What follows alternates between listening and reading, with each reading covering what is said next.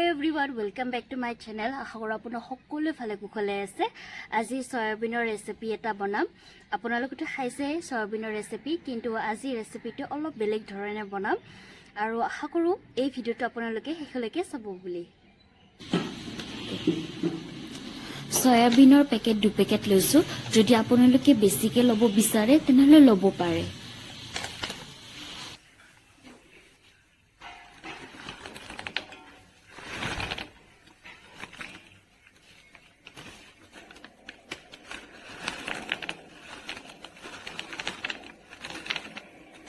এতিয়া সয়াবিনখিনি বইল কৰিব দিছো।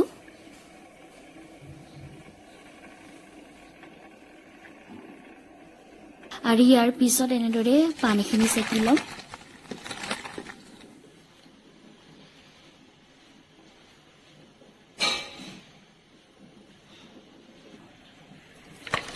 ইয়াৰ পিছত সয়াবিনখিনিত মই অলপ ঠাণ্ডা পানী দি দিছো।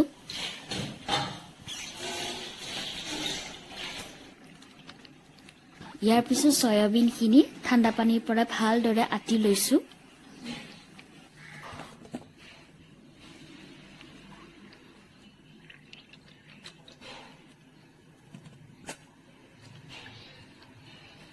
ইয়াৰ পিছত সয়াবিনখিনি মিক্সিত দিম।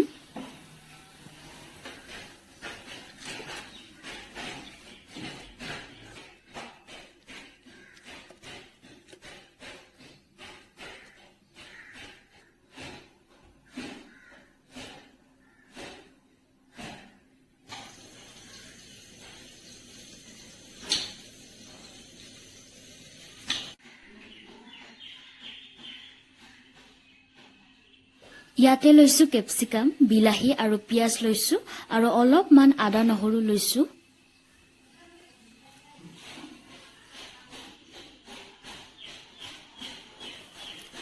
এয়া হৈছে বইল কৰা কণী আৰু এই কণীকেইটা ৰুকি লম।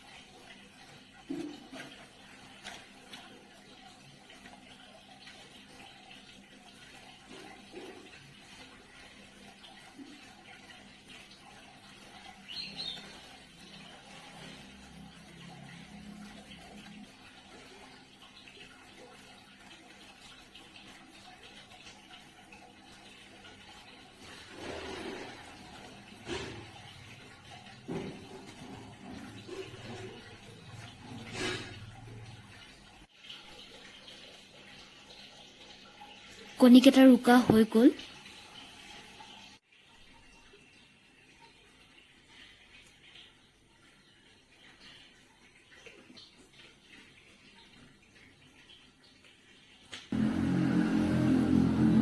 এতিয়া শুকান জলকীয়া দি দিছো আৰু ইয়াৰ পিছত আদা নহৰুখিনি দি দিম।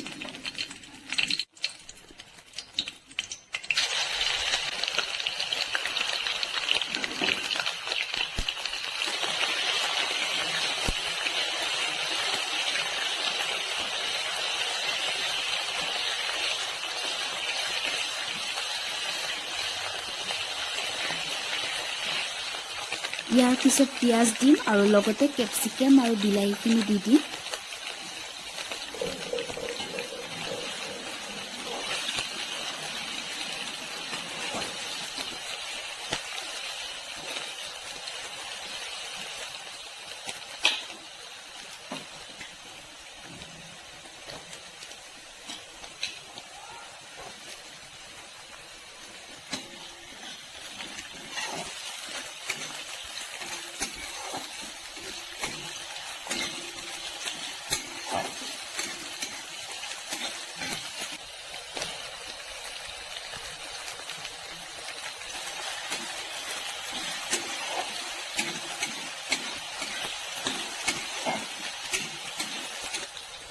আৰু এতিয়া হালধি দিছো, লগতে নিমখ দিম।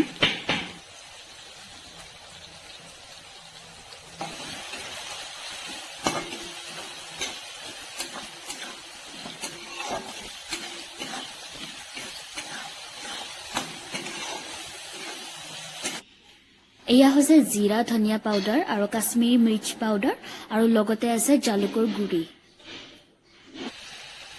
এই মছলাখিনি এতিয়া দি দিম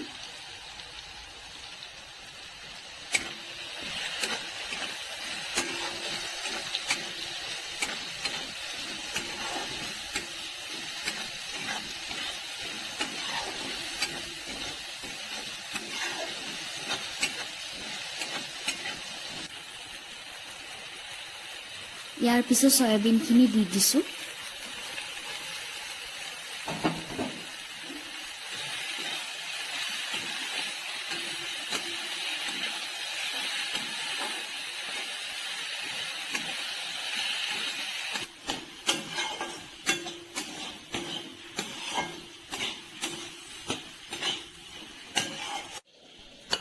এয়া হৈছে নৰসিংহৰ পাত আৰু এই নৰসিংহৰ পাত দি দিম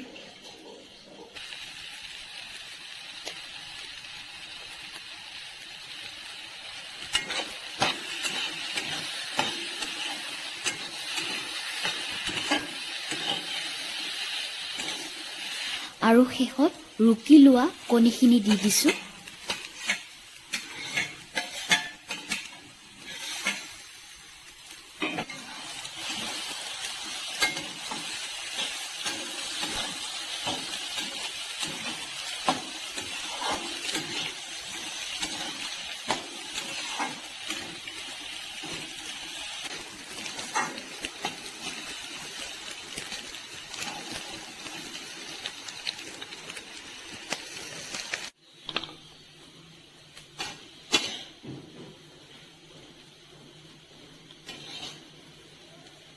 আপোনালোকে এনেদৰে ৰেচিপিটো বনাই খাব বুলি আশা কৰিলো যদি আজিৰ ভিডিওটো চাই আপোনালোকে ভাল পাইছে তেনেহলে লাইক কৰিব শেয়াৰ কৰিব সাবস্ক্ৰাইব কৰি দিব আৰু ভিডিওটো শেষলৈকে চোৱাৰ কাৰণে ধন্যবাদ